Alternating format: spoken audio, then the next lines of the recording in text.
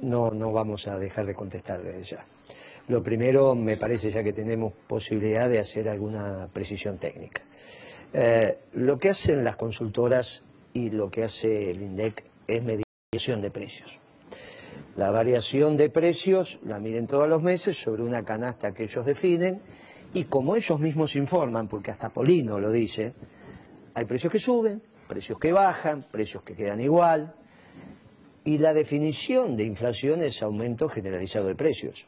Nosotros vivimos aumento generalizado de precios, nosotros vivimos economías, tuvimos, por las generaciones que somos, donde todo aumentaba, donde nunca nos decían, bueno, pero de un mes, esto bajó, esto subió, bien. Obviamente, si hay cosas que suben, cosas que bajan, cosas que se mantienen igual, el armado de esa canasta y de esa medición tiene una impronta relevante. Muy importante. Por ejemplo, yo no me atrevería a decir que la canasta que utiliza el SEMA, con Carlos Rodríguez a la cabeza, que fue viceministro de Roque Fernández, y que tiene su universidad, que es su SEMA, y que él mismo explica que es una canasta para ejecutivos, está mal medida. Me da la sensación que él está hablando de una inflación del entorno del 20 para los ejecutivos que comen en Puerto Madero, que veranean en Cariló, que en general tienen autos de alta gama, cuya ropa también es de alta gama porque tienen un ingreso de alta gama.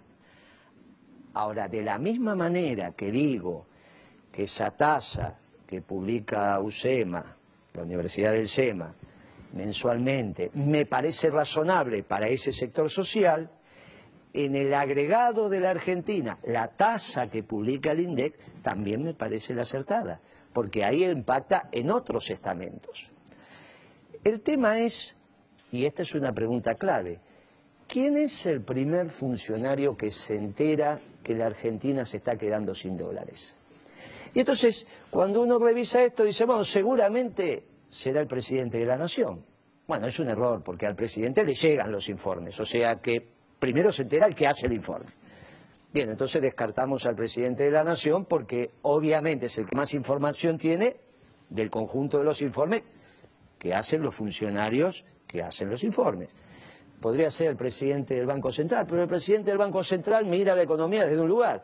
Podría ser el secretario de Hacienda o el ministro de Economía. Mire, el primer funcionario que se entera que en la Argentina van a faltar dólares y se entera con 6 u 8 meses de anticipación es el director del INDEC.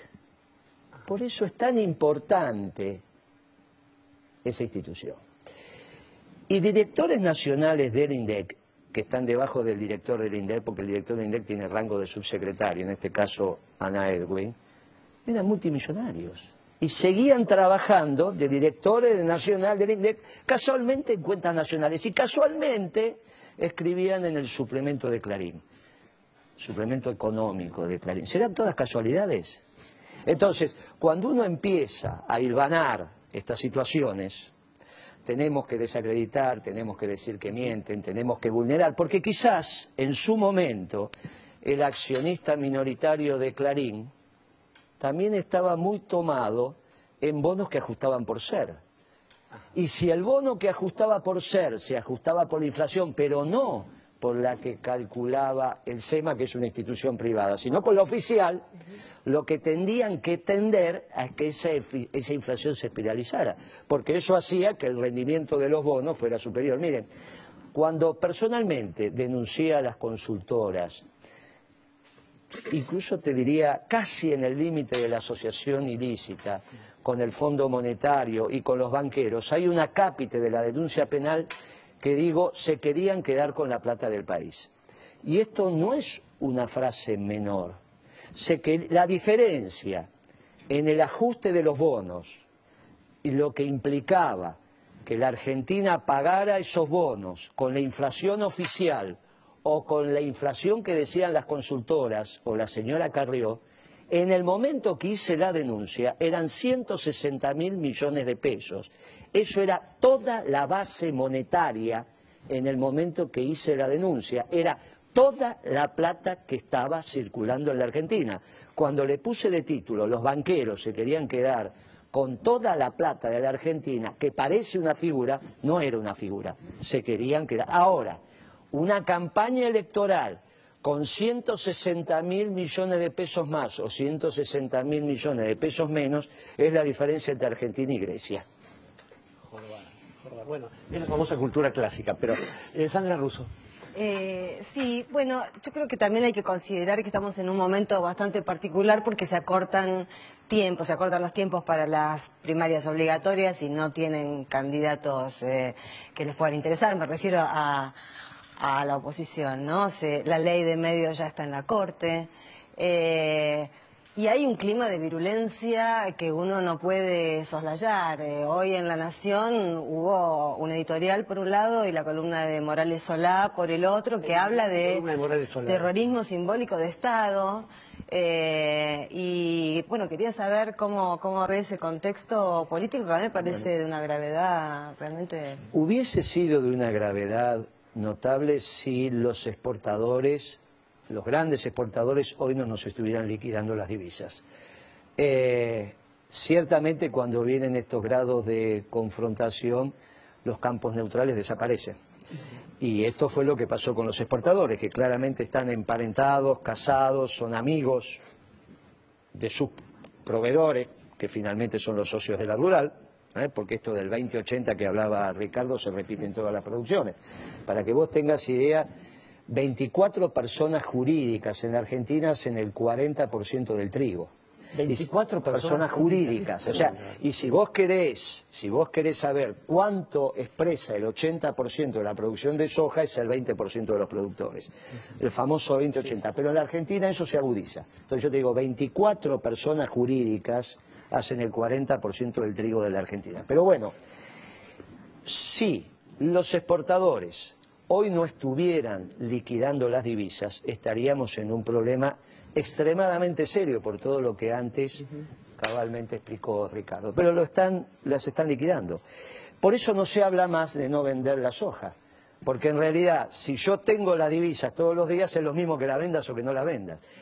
Por primera vez, diría, se produjo una división entre los grandes exportadores, la oligarquía argentina, dueña de la soja, que beneficia al proyecto nacional y popular. Y entonces eso ha frenado esta hipótesis de cambio institucional producto del desgobierno que ellos querían generar. A su vez anclado en el jefe de cierto grupo económico que sabe que tiene un destino fijo porque se apropió de una empresa en la sala de torturas. Tiene las manos manchadas en sangre. Tarde o temprano ese crimen de lesa humanidad en este país va a ser juzgado. Y él es el principal responsable. Eso deviene de la investigación que oportunamente se hizo en mi secretaría y que Lidia Papaleo lo dijo denunciando y firmó, pero después lo dijo en los medios, que prefería ver nuevamente los ojos de su torturador y no los ojos del señor Mañeto cuando le obligó a firmar la venta de papel prensa. Armá todo esto y explicás todos, por un tema o por otro, los que quieren tirar del mantel. Bueno, esta vez le impedimos que tiren del mantel. Y ahora vamos por otros temas, porque esto estaba también articulado con lo que nos pasaba en el sistema financiero, con este famoso dólar blue, y algunos otros temas de movilizaciones, caceroleos y demás. Era el cóctel explosivo. Desarmamos el esquema de base que tenía que ver con que no me vendan la soja para no tener los dólares en el Banco Central. Ahora generamos estas políticas que tienden estos efectos claros y contundentes y después tenemos que salir a militar con toda fuerza para ganar las elecciones. Ya veo por qué a Guillermo Moreno no lo invitan a la televisión o no va, habla demasiado claramente. Y además está ocultando una cosa, que es que una bomba atómica cayó para Hiroshima, Nagasaki y la Argentina. ¿Cómo no nos enteramos? Vamos a ir al segundo informe de esta noche, de 678, y que tiene que ver justamente con el intento de generar miedo, el intento descarado de generar miedo.